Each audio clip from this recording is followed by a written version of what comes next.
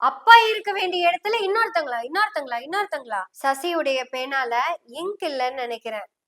ரத்தம் தான் ஊத்தி எழுதியிருக்காங்க. அதுவும் பி பாசிட்டிவ் ரத்தம் தான் ரொம்ப அருமையா இருக்குது. அம்மாவுக்கு உயிர் இருக்கு.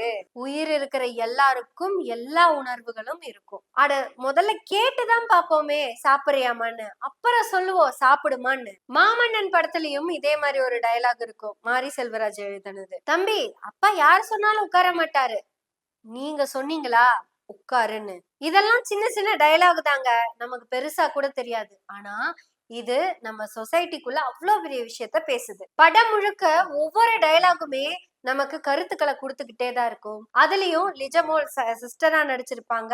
கூடவே அவங்க செல்வியுடைய மூத்த மகனும் பேசுற அந்த கான்வர்சேஷன் ரொம்ப அழகா இருக்கும். உன் அம்மா தானே, கேளு, சாப்பிடுறியாமான்னு கேளு, சாப்பிட சொல்லு, இல்லைன்னா கம்பல் பண்ணு. ச்சே, நல்லா இருக்குல்லங்க இந்த வசனம் எல்லாம். 100 சாமி, ரொம்ப நல்ல படம். படம் எல்லாம் நான் இன்னும் முழுசா பாக்கலைங்க. ஆனா இந்த 3 டயலாகுமே நெஞ்சா அறுத்து அறுத்து அறுத்து தைச்சுக்கிட்டு இருக்கு. இனி நம்ம ஒவ்வொரு தடவையும் புது செருப்புல நல்லா இருக்கிற செருப்பையும் சேர்த்து தூக்கி போடும்போது நாமளே செருப்புல அடிச்சுக்கிற மாதிரி தானே இருக்கும். இந்த சமூகம் எவ்வளவு பெரிய வன்முறைய திணிச்சுக்கிட்டே இருந்திருக்கு. புது செருப்பாவே இருந்தாலும் ஒரு செருப்பு வந்துச்சுன்னா பயன் இல்ல. இதுல இன்னொரு டயலாக் ஒண்ணு இருக்குங்க, இதுக்கு ஆப்போசிட்டா இருக்கும். அது எவ்வளவு பழைய செருப்பா இருந்தாலும் ஜோடியா இருந்தா போட்டுக்கலாமாமா.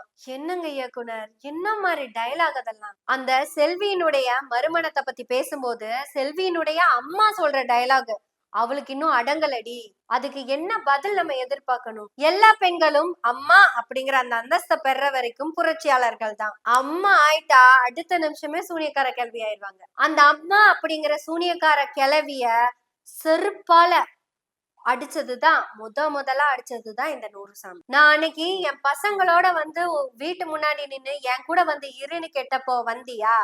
வரல. அப்போ 66 வருஷமா நீ இன்னும் புருஷன் கூட தானே இருக்க, உனக்கு இன்னும் அடங்கலையா அப்படின்னு திருப்பி செல்வி கேப்பா.